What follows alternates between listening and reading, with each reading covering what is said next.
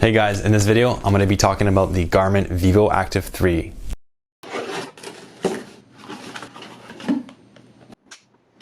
So I'm aware that there are a lot of reviews about this product already, the Garmin Vivoactive 3, and it's been out for almost 3 years, so it's been out for a long time. There's plenty of high quality reviews, but I still wanted to share my opinions about it because I just recently got it.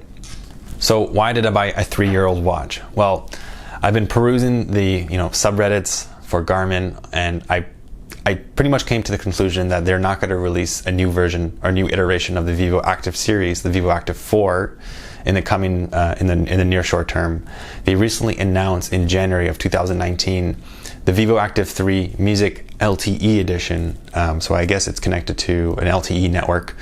So with that news, I pretty much just went out and bought this watch because I knew they probably weren't going to release another massive iteration like a Vivoactive 4. So I really couldn't wait for the new Vivoactive 4. I have no idea when it's going to come out, but I know that my current watch, which is the Huawei Watch 2, for Wear OS, was not really performing very well. It was lagging a lot. Sometimes notifications weren't coming. Sometimes I would lose Bluetooth connectivity. And I don't know if that's just because the watch is dying on me or something like that.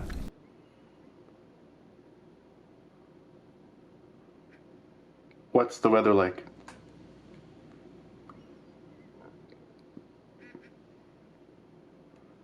All the cool smart features like the voice assistant and replying to notifications by typing and stuff like that, I could not use because the watch was so laggy. The whole interface was so laggy. It was just like I might as well just take out my phone and use it. So I felt that the smart features were completely nullified by the fact that this watch, the Huawei Watch Android Wear OS watch, was really slow and really crappy. So I wanted to find something that was a little more basic.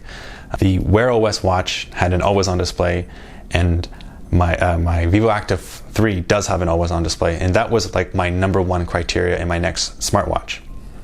Now, you might have seen me review the Fitbit Charge 3 and the Vivo Smart 4 by Garmin, and they're really good smartwatches or fitness trackers, but they didn't have a always-on display.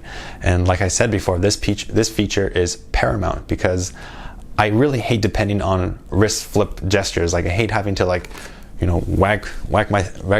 shake my hand just to see the time. Sometimes I'm in a meeting and I want to quickly glance at the time. I don't want to have to make this really dramatic motion of okay, what time is it? So that always on display was a super important feature, and I was really happy to see that the Vivoactive 3 supported this feature. Now, in terms of hardware of the Vivoactive 3, I found it really pretty to look at, and it's super light, 43 grams, really thin. This is like the thinnest smartwatch in its class that I've ever seen because it's super thin and it's a joy to wear all the time, 24/7, even when I go to sleep. So that, for a fitness tracker, is very important for me, is the design, the look of it, so I don't feel really embarrassed because it kind of looks like a nerdy watch. It looks like a normal, just like a regular watch, and it's light and has a small footprint. Now, in terms of the hardware, one thing I think is completely useless is the side swiping feature. I found that this feature is pretty clunky, doesn't always work. It's kind of requires multiple taps, so I can see why they removed the side swipe feature in the next iteration, the Vivoactive 3 Music Edition. It's completely useless and does not work at all, but I don't think this detracts from the actual value of the watch.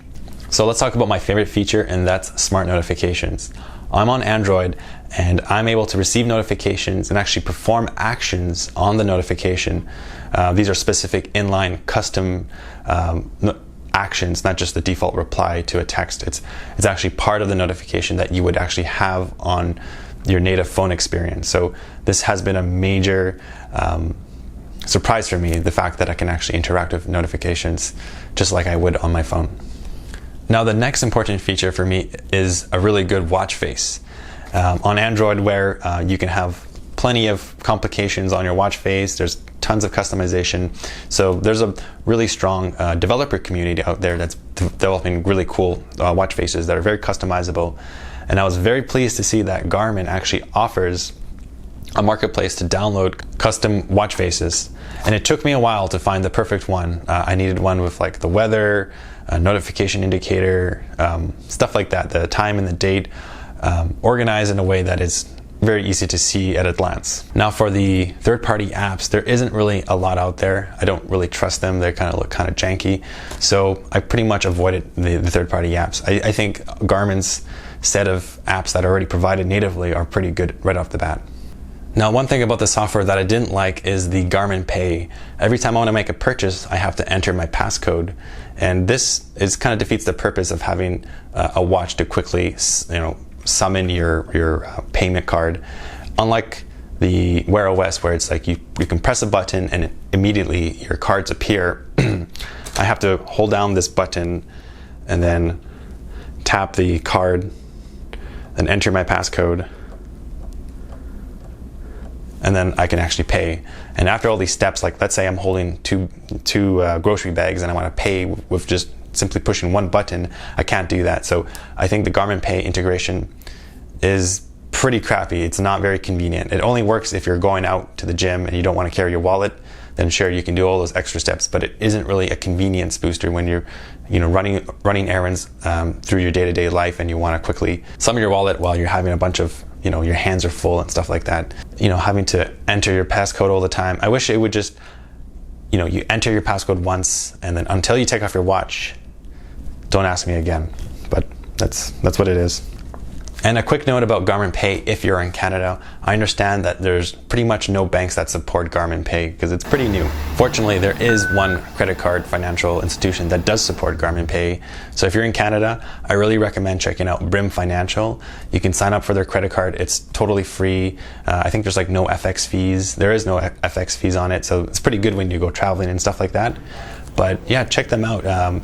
For me, it was really easy to apply and get my credit card within a couple of weeks. So, and it works on Fitbit and stuff like that. So they seem to be a Canadian company that is really focused on supporting wearables and being really progressive in their technology. So I put a link to my referral code. Feel free to use it. It's down below in the description of this video.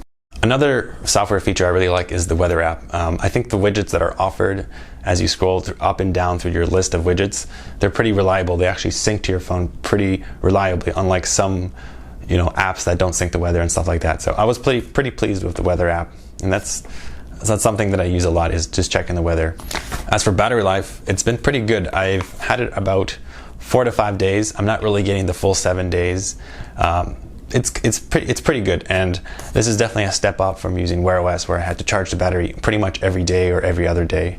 So a really important feature for me is the strength training app. So basically, it's a rep counter for your weightlifting regimen, and I have to say that I'm pretty unimpressed with the results. I'm actually really disappointed, because I saw a lot of high quality reviewers out there saying that, oh, the Garmin Vivoactive 3 has one of the best rep counting. It can detect your, if you're doing a bench press or doing a squat, it can detect that pretty accurately for most basic exercises.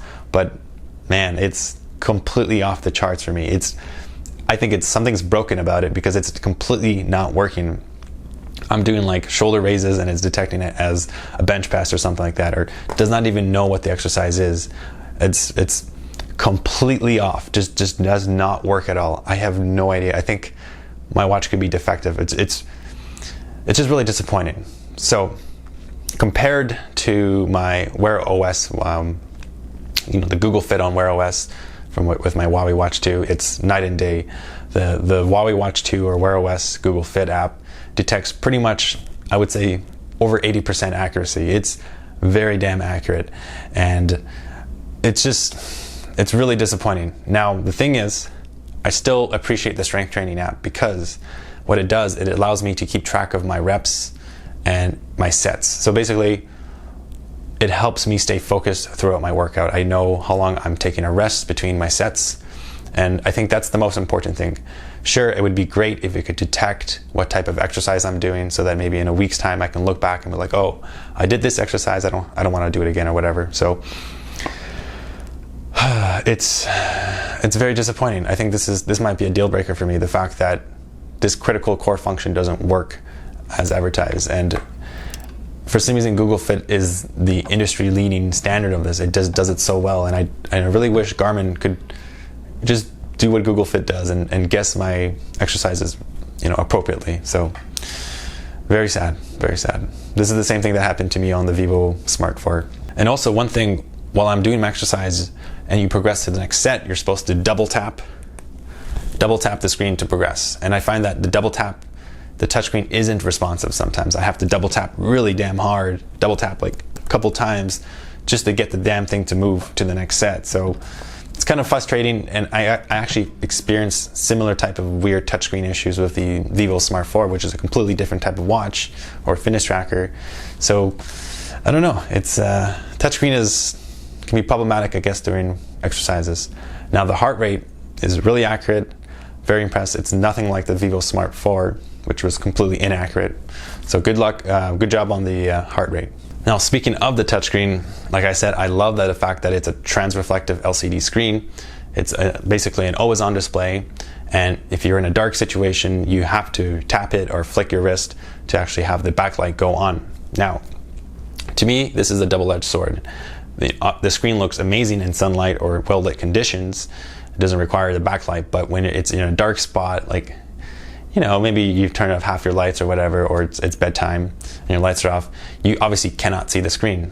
And with a more standard Wear OS, like on my Huawei Watch 2, I can see the screen because it's backlit and it's always on display. So, but the thing is, when I was going to sleep with my Android watch, I would always have to disable the screen or, like, you know, engage in theater mode, which was kind of an annoying step because, you know, if you're in a dark spot, let's say you're in a theater, you have this flashing light, you have this always on display kind of in your eye, it's kind of annoying.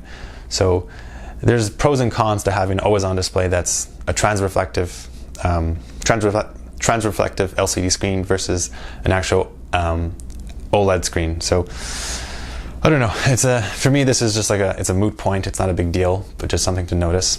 And one thing about the touchscreen is that the backlight looks pretty terrible. I mean, it's casted in a blue tone. It looks very kind of washed out. The screen kind of looks washed out. And also the viewing angles of the touchscreen, of the LCD screen, is not very good. So it does work though. I mean, I think all this complaints about the touchscreen is nowhere near as bad as the fact that the strength training app doesn't function as I had expected to be. The touchscreen is totally fine. It works fine. Now, as I mentioned before, I really hated how the Huawei Watch 2 or Android Wear OS was super laggy. The latency was terrible, everything was laggy and blah, blah, blah. I find that this watch is a bit zippier, but it's not super zippy. I mean, animations as I swipe through the screens are kind of choppy. They're not super smooth. It's not super slick. It is faster though, and I think it's an improvement over Wear OS, but I kind of wish it was a little bit faster. So overall, I'm pretty happy with this purchase of the Vivoactive 3. I think it's a great watch. The design, the weight, the lightness of it is fantastic. Looks like a regular watch. It's not very intrusive. I can wear it all the time when I go to sleep. I really like Garmin Connect, the software. The sleep tracking is great. I just really wish that the fitness, the strength training, the weightlifting rep counter, whatever app would be a lot more accurate. That's just one thing I really wish that this watch would nail, to be as good as the Google Fit on Wear OS. But I can live with that. You know, for having it always on display, longer battery life, smart notifications that are amazing. It's really a great watch, and I'm really hoping for the next Vivoactive 4 to come out, and I hope that would include the SpO2 sensor. I think that's one thing that this watch is missing compared to the Vivo Smart 4 is an SpO2 sensor, which, as you can see in my previous videos, can help you detect if you have, you know, sleep condition problems like sleep apnea, or just detect that if your blood oxygen levels is a little too low. So just kind of hoping for the next release soon. I think this one will keep me satisfied until then. Anyways, that's it for this video. Thanks for watching this review. If you liked it, please give a like and tell me what you think about it. Is this watch worth it for you after 3 years since its launch date? Or are you just waiting for the next iteration? Let me know down in the comments below.